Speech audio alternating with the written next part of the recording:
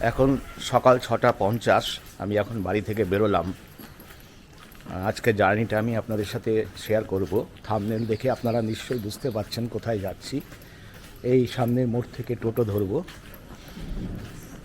চলুন একটু এগিয়ে যাই। এই টোটোয় উঠেছি, টোটোয় করে এখন স্টেশনে যাচ্ছি।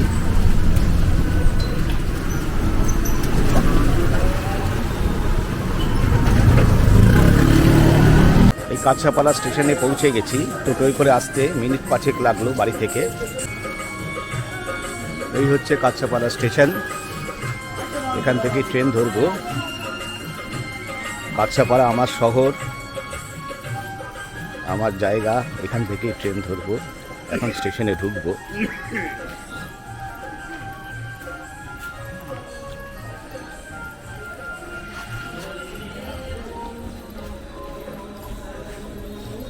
এই স্টেশনে ঢুকলাম, এখান থেকে ট্রেন ধরবো।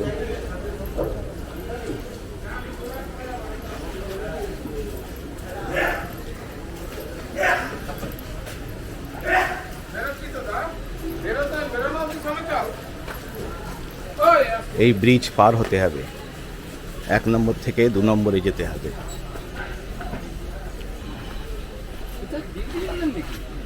ঘড়িতে এখন বাজে 7:18। নৈহাটি স্টেশনে পৌঁছে গেছি।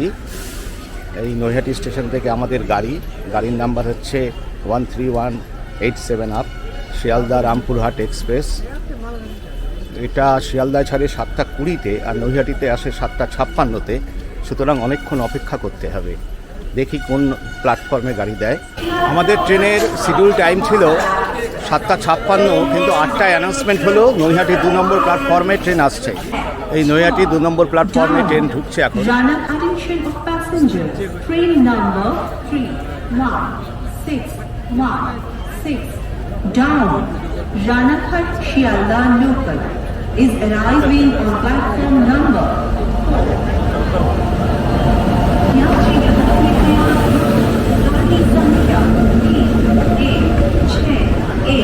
আমাদের ইঞ্জিন থেকে 4 নম্বর কোচ C1।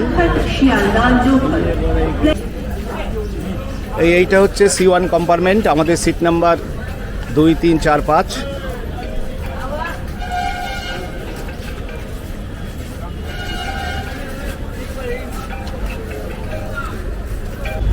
এখন ঘড়িতে বাজে 8:07। এই নৈহাটি স্টেশন ছাড়লো মাতারা এক্সপ্রেস 13187 শিয়ালদা রামপুরহাট এক্সপ্রেস, যেটাকে মাতারা এক্সপ্রেস বলা হয়। এই 8:07-এ নৈহাটি স্টেশন ছাড়লো। এখান থেকে বোলপুর শান্তিনিকেতন যেতে সময় নেবে প্রায় 3 ঘন্টা।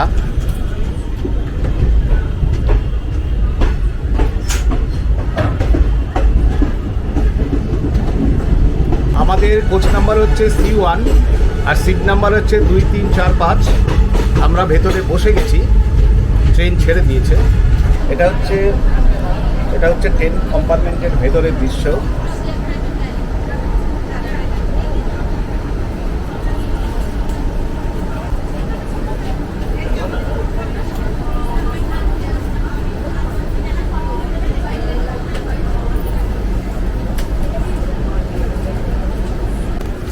এই গাড়ি এখন ব্যান্ডেল স্টেশনে ঢুকে দাঁড়ালো।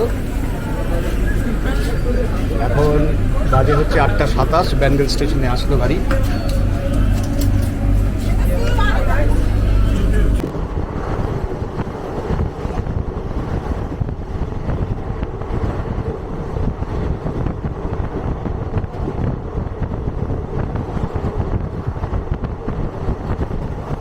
আমাদের গাড়ি দুর্বার গতিতে এগিয়ে চলেছে, আর দুপাশের প্রাকৃতিক সবুজ শোভা দেখতে দেখতে আমরাও এগিয়ে চলেছি আমাদের আজকের গন্তব্যের পথে।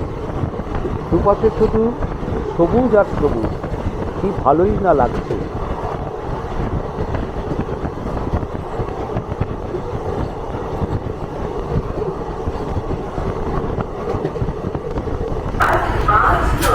এই ট্রেন এখন বর্ধমান স্টেশনে ঢুকলো। এখন বাজে 9:28। এই ট্রেন বোলপুর স্টেশনে পৌঁছলো। খুব একটা লেট নেই, মোটামুটি রাইট টাইমেই ট্রেন চলছে।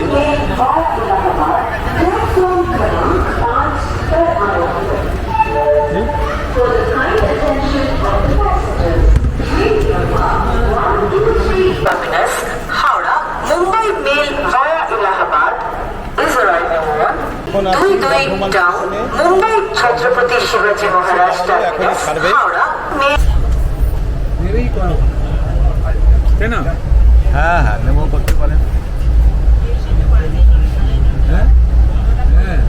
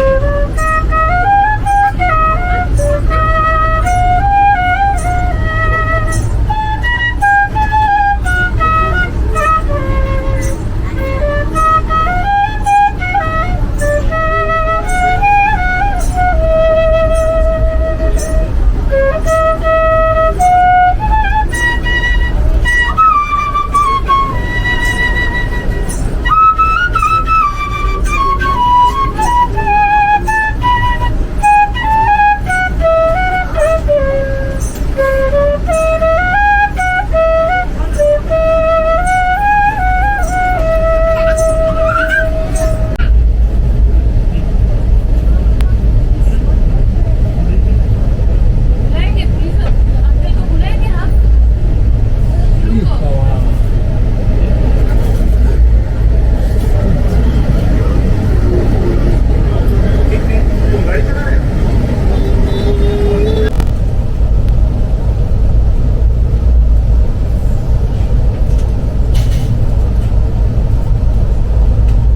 এখন বাজে 10:20। আমরা এই বোলপুর শান্তিনিকেতন স্টেশনে এসে নামলাম। গাড়ি ভালোই পৌঁছে দিয়েছে, অনেকটা টাইম পাওয়া যাবে ঘোরার জন্য।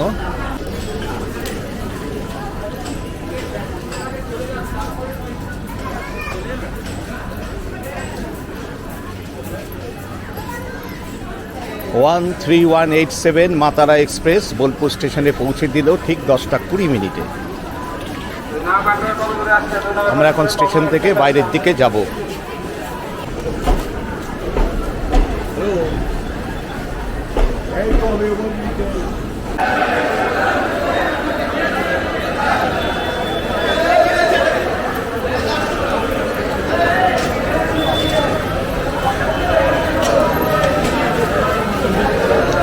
এই বোলপুর স্টেশনের বাইরে বেরোলাম। এখানটা প্রচুর অটো টোটো রয়েছে।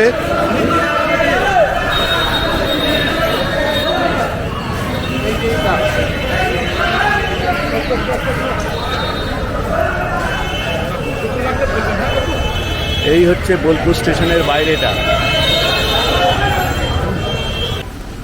আমরা এখানে দুটো ব্রেড বাটার আর দুটো ছোলা বাটার অর্ডার দিলাম। মোট পড়ল 170 টাকা।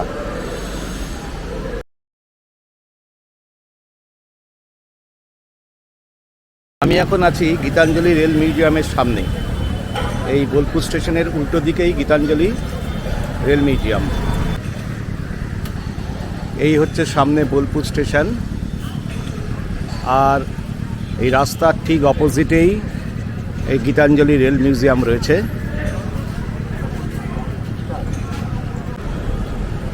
এই গীতাঞ্জলি রেল মিউজিয়াম খোলা থাকে সকাল 9টা থেকে বিকেল 6টা পর্যন্ত। আগে তো এখানে কোনো টিকিটের ব্যবস্থা ছিল না, কিন্তু বর্তমানে এখানে অ্যাডাল্টদের জন্য টিকিট হচ্ছে 30 টাকা, আর বিলো 10 ইয়ার্স চাইল্ডদের জন্য মাত্র 10 টাকা।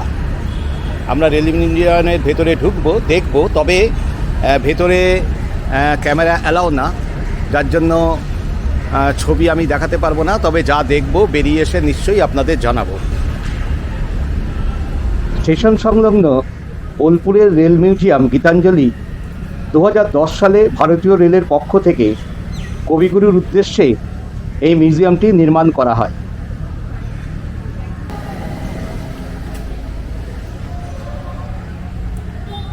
এই গীতাঞ্জলি রেল মিউজিয়াম দেখে এইমাত্র বেরোলাম। মিউজিয়ামটা খুবই অসাধারণ মিউজিয়াম, তবে ভেতরে তো ছবি তোলা যায় না। এখানে যেটা আছে সেটা হচ্ছে 1941 সালের 25শে জুলাই রবীন্দ্রনাথ অসুস্থ অবস্থায় যখন শেষবারের মতো শান্তিনিকেতন থেকে হাওড়া যাচ্ছিলেন যে সেলুন কারে করে, সেই সেলুন কারটা এখানে রাখা আছে। সেই সেলুন কারটা দেখলাম। আর দেবেন্দ্রনাথ ঠাকুর 1863 সালে ভুবনডাঙ্গায় জমিদারের কাছ থেকে যে জমি কিনেছিলেন যেখানে ছাতিম গাছ ছিল এবং পরবর্তীকালে যেটা শান্তিনিকেতন বলে পরিচিতি লাভ করেছে, সেই তার দলিল রয়েছে। অর্থাৎ যে জমি তিনি 20 বিঘা জমি তিনি মাত্র 1 টাকা মূল্যের বিনিময়ে কিনেছিলেন, তার দলিলের প্রতিলিপি সেখানে রয়েছে। এছাড়া রয়েছে বহু দুষ্প্রাপ্য ছবি রবীন্দ্রনাথ, দেশে এবং বিদেশের বহু মানুষের সাথে তার ছবি রয়েছে। সেগুলো দেখে বেরোলাম, ভীষণ ভালো লাগলো। অবশ্যই আপনারা যখন বোলপুর শান্তিনিকেতনে আসবেন তখন স্টেশনের একদম উল্টো দিকে এই মিউজিয়ামটায় আপনারা অবশ্যই আসবেন এবং দেখবেন, ভালো লাগবে। আমরা স্টেশনের বাইরে থেকে একটা টোটো নিয়েছি, সেই টোটো করে আমরা এখন আমাদের যে হোমস্টে আছে সোনাঝুরি অতিথি নিবাস, সেখানে যাব। 4 জনা রয়েছে টোটোতে। এই দাদা হচ্ছে আমাদের আজকে নিয়ে যাচ্ছে। আপনার নামটা কি? আমার নাম আকবর শেখ। আকবর শেখ ওনার নাম। ওনার টোটোতেই উঠেছি। 4 জনার 100 টাকা নেবে, একদম আমাদের হোটেলে পৌঁছে দেবে।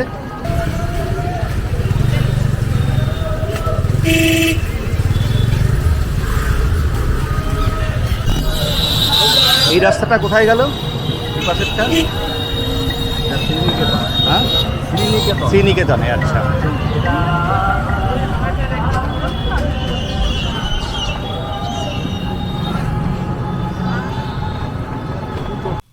আমি এখন যে জায়গাটায় দাঁড়িয়ে আছি এটা হচ্ছে বোলপুর শান্তিনিকেতনের যে রিসর্টটাতে আমরা আছি, সেই রিসর্টটার নাম হচ্ছে সোনাঝুরি অতিথি নিবাস। সোনাঝুরি অতিথি নিবাসের আজকে দিনে আমরা অতিথি, আমরা 2 দিন এখানে থাকবো। আবার কুড়িটা দেখো।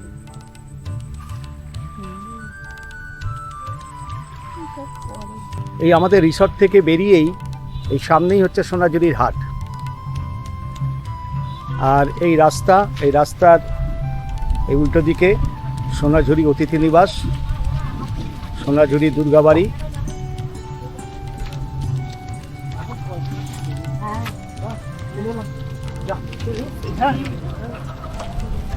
রিসর্টের ভেতরটা একটু দেখাচ্ছি, বেশ বড় প্রপার্টি।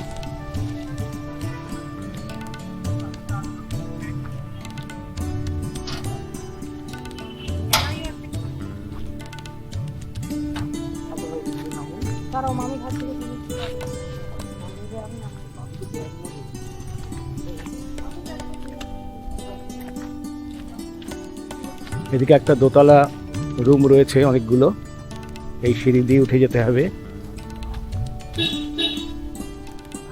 এটা সোনাঝুরি অতিথি নিবাসের রেস্টুরেন্ট। চতুর্দিকেই প্রচুর ফুল গাছ এবং গাছপালা দিয়ে ভর্তি এই রিসর্ট। আর এখানে একটা ছোট্ট এরকম কুণ্ড বা জলাশয় রয়েছে। জলাশয়ের উল্টো দিকে এই যে দুর্গা মূর্তি রয়েছে, এর জন্য এর নাম দুর্গাবাড়ি।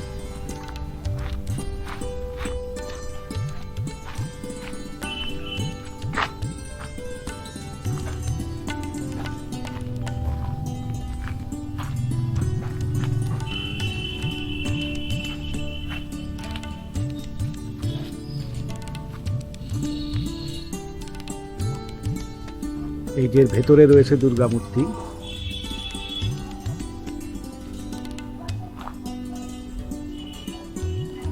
এই বাতাবি লেবুর গাছ, প্রচুর বাতাবি লেবু এখানে হয়ে রয়েছে। নতুন টুরিস্ট আসলো, তারা আসছে, ভেতরে ঢুকছে।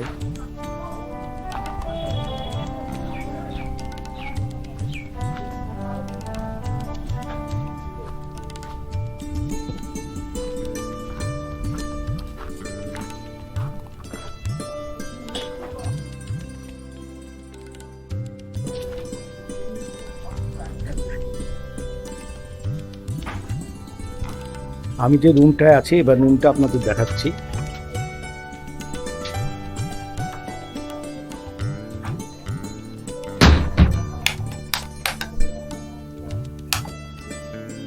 এই রুমটা একটা আছে ডবল বেড খাট, ঘরে এসি আছে, এখানে রয়েছে আয়না, এটা একটা ছোট্ট আলমিরা রয়েছে জিনিসপত্র রাখার। এই টুলগুলো রয়েছে দড়ি দিয়ে বাঁধা, বেশ সুন্দর। দুটো টুল আছে, একটার মধ্যে আমার পার্সোনাল লাগেজ রয়েছে। আর এখানে মোবাইল চার্জ দেওয়ার জন্য এই জিনিসটা দেখলাম নতুন হোটেলে, এই যে এটাকে তুলে এর মধ্যে আপনারা মোবাইল চার্জ দিতে পারবেন। ওপরেই এই প্লাগ পয়েন্ট রয়েছে, নিচেই এটা আপনি চার্জ দিতে পারবেন। ঘরটা ছোট হলেও বেশ ভালো। এবার একটু ওয়াশরুমটা দেখাচ্ছি। এই হচ্ছে ওয়াশরুম। এখানে ইংলিশটা কমন রয়েছে, এখানে বেসিন, আলনা রয়েছে, হ্যান্ড ওয়াশ দিয়েছে, আমাদের লিকুইড শাওয়ার সোপ দিয়েছে, ছোট একটা সাবান দিয়েছে। ঘরে একটা ছোট গিজার রয়েছে আর বালতি, মগ, এটা তো আপনারা দেখতেই পাচ্ছেন। মোটামুটি বেশ ভালো, খারাপ না। এই রুমের ভাড়া 2000 টাকা, তবে আমাদের থেকে রুমের ভাড়া নিয়েছে 1900 টাকা করে। আমরা আগে থাকতেই বুক করে চলে এসেছি, সেই জন্যই রুমের ভাড়াটা একটু কম পেয়েছি। তবে এখানে রুমের ভাড়া সিজন ওয়াইজ ওঠানামা করে, কারণ শনিবার রবিবার এখানে রুম ভাড়া বা টোটো ভাড়া বা অটো ভাড়া সব কিছু একটু বেশি থাকে, কিন্তু অন্যান্য দিনের তুলনায় এই দুদিন একটু বেশি থাকে। আর এছাড়া পৌষ মেলা এবং বসন্ত উৎসবের সময় এই রেট কিন্তু প্রায় দ্বিগুণ হয়ে যায়। ঘরটা মোটামুটি পছন্দ হয়েছে, ভালোই। এই আশিসদাদের রুমটা দেখতে যাচ্ছি। আশিসদারা আছে দোতলায়, দোতলার রুমটায় আশিসদারা আছে। এই সিঁড়ি দিয়ে উঠে এখানে বেশ সুন্দর একটা বসার জায়গা রয়েছে। এই ব্যালকনি,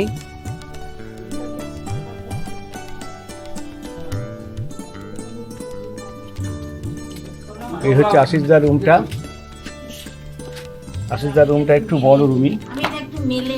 আচ্ছা, আরে মেললে ওটা পুরো নেবে, ছবিটা নেবে, তুমি মেলতে যাচ্ছ।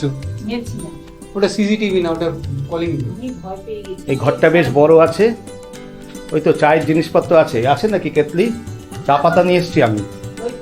হ্যাঁ, বাহ বাহ বাহ, তাহলে সকালে চা খাওয়া যাবে। এই ঘরটাও বেশ সুন্দর, এটা স্পেসটা অনেকটা বেশি। আর বাইরে থেকে আলো আসার জন্য যে জায়গাগুলোতে কি সুন্দর ছবি লাগানো রয়েছে দেখুন। এ ঘরে আবার দুটো ফ্যান, ডবল ভাড়া দিতে হবে। এই এসি রয়েছে, দরজার উপরে এসি, ব্যবস্থা করে দিচ্ছি। একটা সোফা রয়েছে, ভালো একটা সোফা রয়েছে, এখানে টেবিল রয়েছে, একটা বড় আয়না রয়েছে।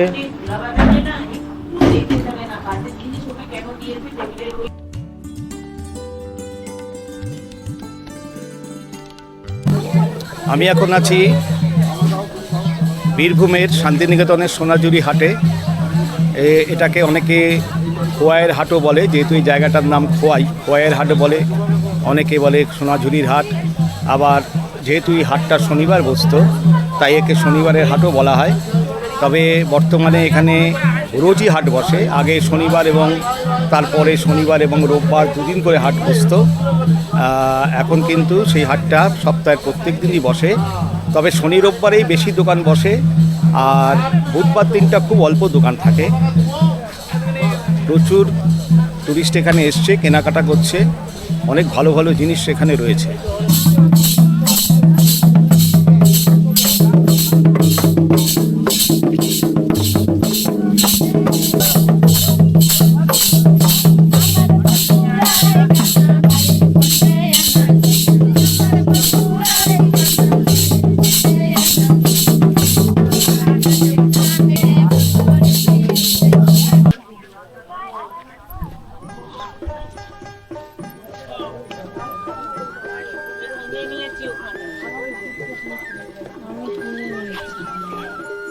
এই সোনাঝুরি হাটে বিভিন্ন রকমের দোকান রয়েছে। শুধু জামা কাপড়ই নয়, সাজার জিনিস, ঘর সাজানোর জিনিস এবং প্রচুর প্রচুর জিনিস এখানে রয়েছে। এই হাটে বিক্রি হচ্ছে। আমি হাটের সব জায়গাগুলোই ঘুরে ঘুরে আপনাদের দেখাবো, দেখতে থাকুন।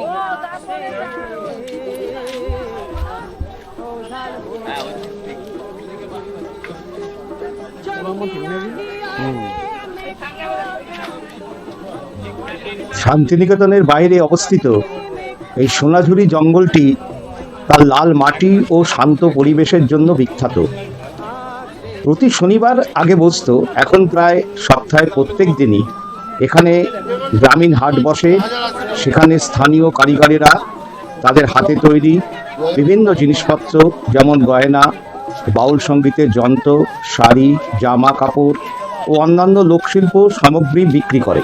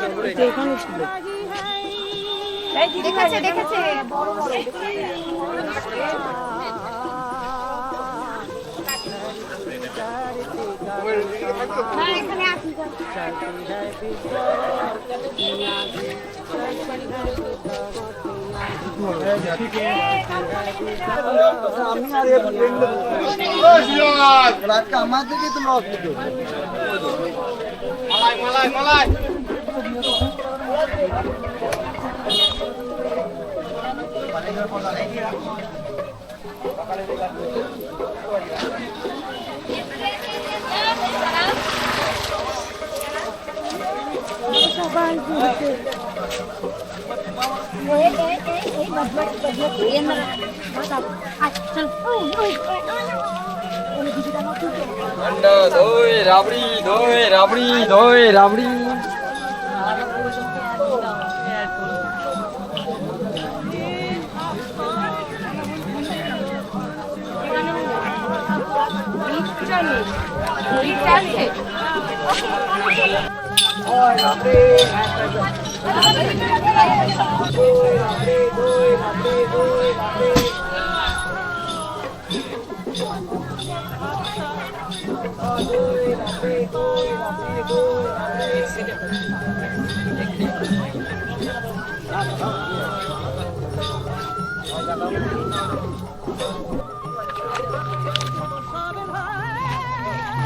দেখেন দত্তবাড়ি আছে নাকি?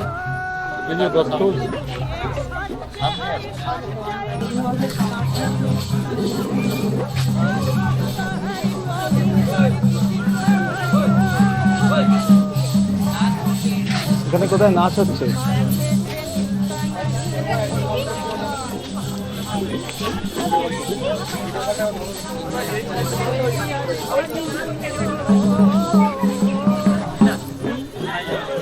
শাড়ি হবে দাদা, ভালো ভালো।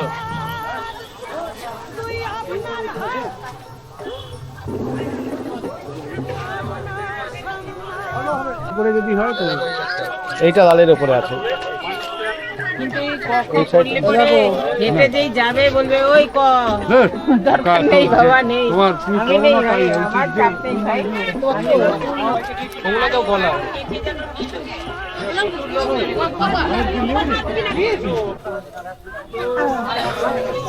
এই সোনাঝুরির হাটে ঘুরে বেড়াচ্ছি, প্রচুর দোকান এখানে আর প্রচুর জিনিসপত্র বিক্রি হচ্ছে। এখানকার স্থানীয় মানুষদের তৈরি সব হাতে তৈরি জিনিস, লোকশিল্প, এই শান্তিনিকেতন বীরভূমের ঐতিহ্য সংস্কৃতি এসব মেনেই এই জিনিসগুলো তৈরি করা হয়েছে। এবং দাম মোটামুটি খুব সস্তাও না, খুব বেশিও না, মাঝারি বলা যেতে পারে। তবে দরদাম করে নিলে আপনি অনেক জিনিস নিতে পারবেন এখান থেকে। এই হচ্ছে সোনাঝুরি গাছ। এই গাছের নামেই এই হাটের নাম সোনাঝুরি হাট। শীতকালে এর হলুদ ফুলগুলো যখন নিচে মাটিতে ছড়িয়ে পড়ে তখন দেখে মনে হয় সোনা ছড়িয়ে রয়েছে। অদ্ভুত সুন্দর লাগে তখন দেখতে।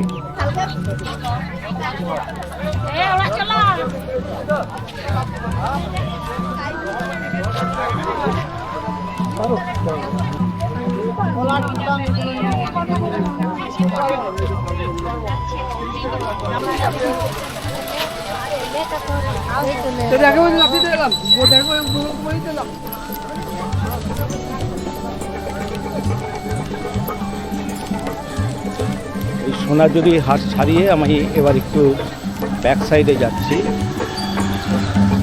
এদিকটায় হাট বসেনি, এদিকটা ফাঁকা, পুরো গাছ রয়েছে, পুরো শাল গাছ রয়েছে, শালবনির মতো, আর সোনাঝুরি গাছ রয়েছে চারপাশে।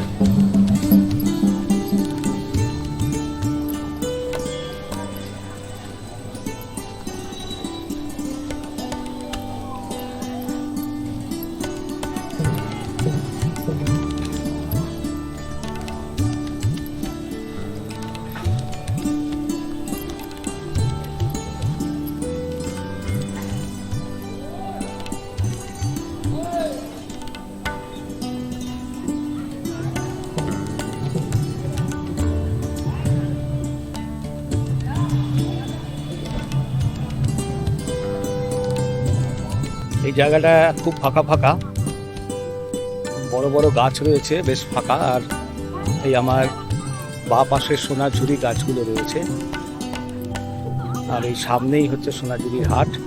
আমি একটু হাট থেকে বাইরে বেরিয়ে এসেছি, এই জায়গাটা বেশ ফাঁকা, দেখতে ভালো লাগলো, সেই জন্যই চলে এসেছি হাঁটতে হাঁটতে। আবার আমি হাটে ফিরে যাচ্ছি।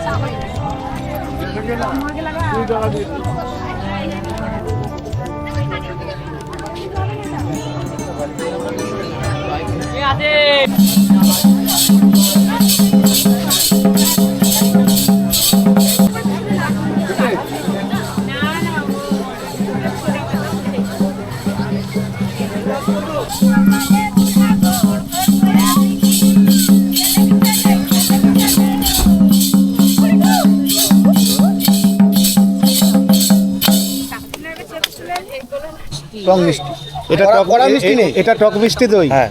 আর এটা রাবড়ি। এটা রাবড়ি। রাবড়ি খা। এই টক মিষ্টি দইয়ের দাম কত? সব 25 টাকা করে রাখেন না আপনি? ও ঠিক আছে, দিয়ে দেন 25 টাকা করে। আমি রাবড়ি খাবো, আমাকে রাবড়ি দেন। কোনো কিছু নেই।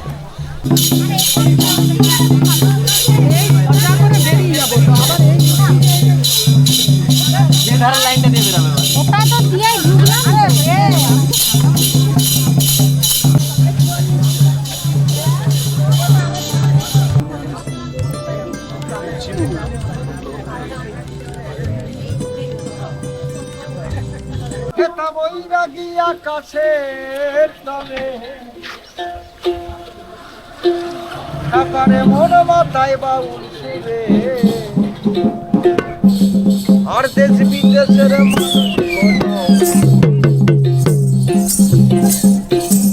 এই বীরভূমি ঘুরে এটা বৈরাগী আকাশের তলে বসেন ব্যাপারে মন মাতায় বাউল সুরে আর দেশ বিদেশের মানুষ তো যাও এই বীরভূমি।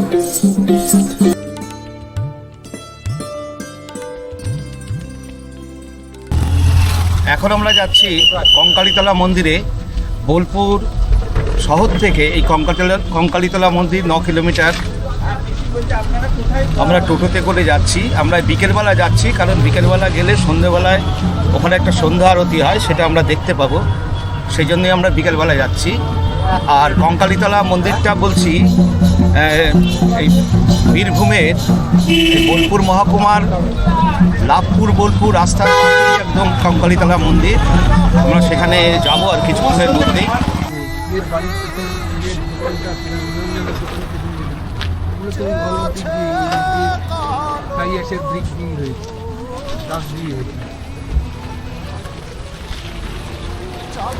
এই কঙ্কালীতলায় এসছি, এই একটা শিবের মন্দির দেখতে এসছি। এপাশে প্রচুর দোকান রয়েছে, আর এদিকে হচ্ছে এই শিবের মন্দির। গতকাল ছিল কৌশিক অমাবস্যা, সেজন্য প্রচুর ভিড় ছিল। আজকে 3টে পর্যন্ত প্রচণ্ড ভিড় ছিল, এখন ভিড়টা অনেকটা কমে গেছে।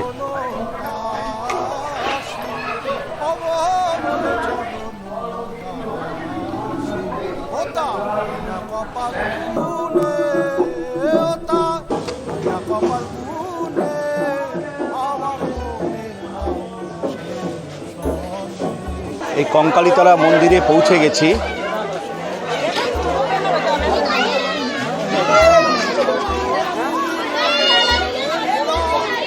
এটা হচ্ছে সতীপীঠ কঙ্কালীতলার মন্দির। এই মন্দিরে এখন ঢুকছি।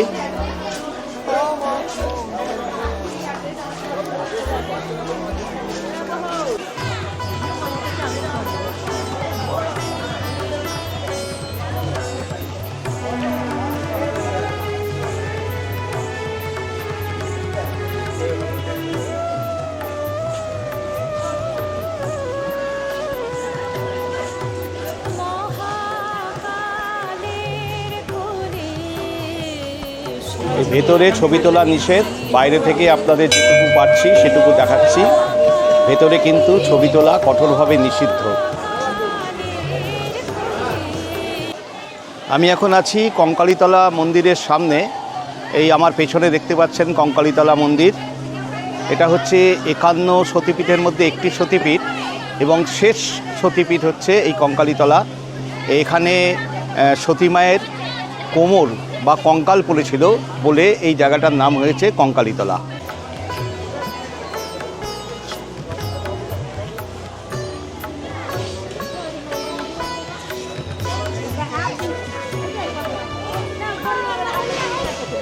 এই বট গাছে, এটা তো মনে হচ্ছে অশ্বত্থ গাছ, এই অশ্বত্থ গাছে এই ঢিল বেঁধে বিভিন্ন মানত করা হয়েছে।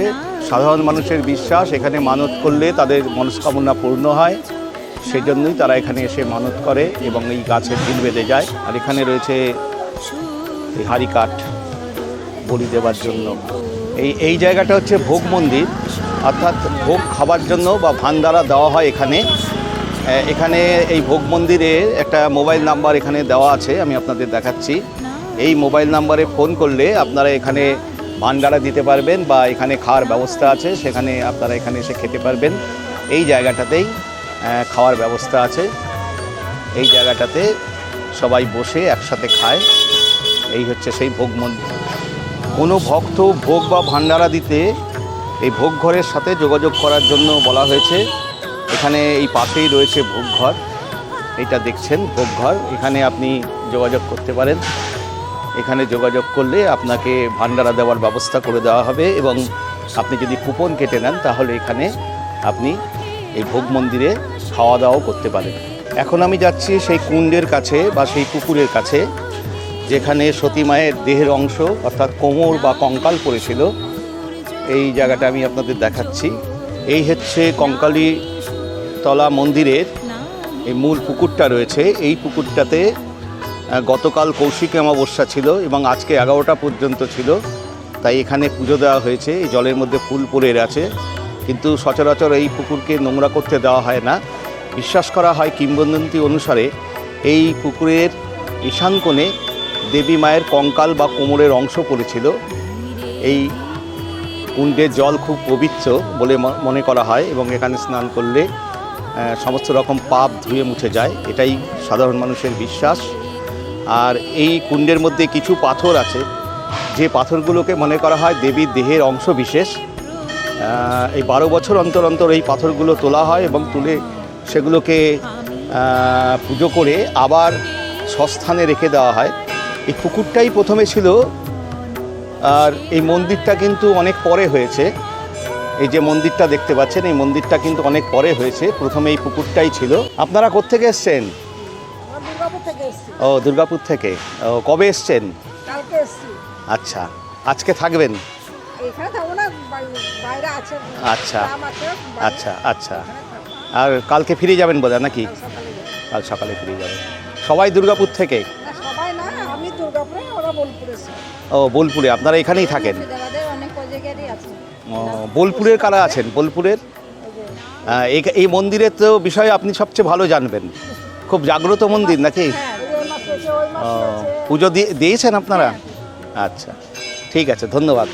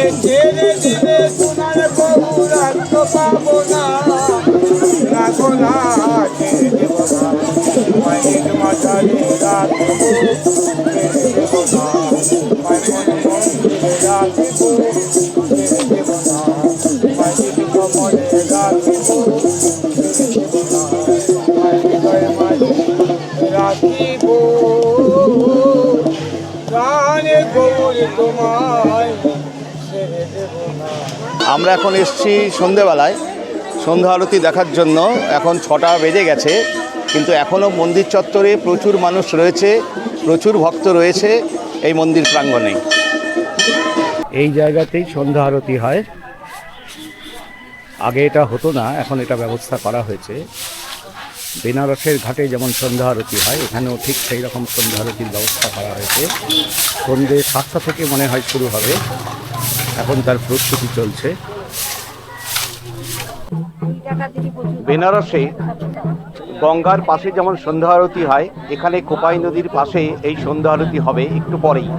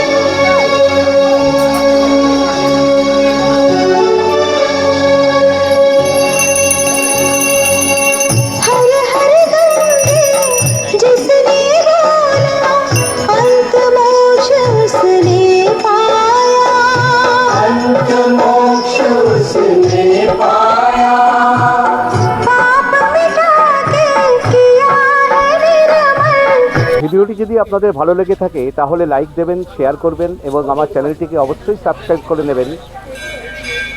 তাহলে আজ এই পর্যন্তই, আবার পরে আমি ফিরে আসছি, ততক্ষণ দেখতে থাকুন, সঙ্গে থাকুন।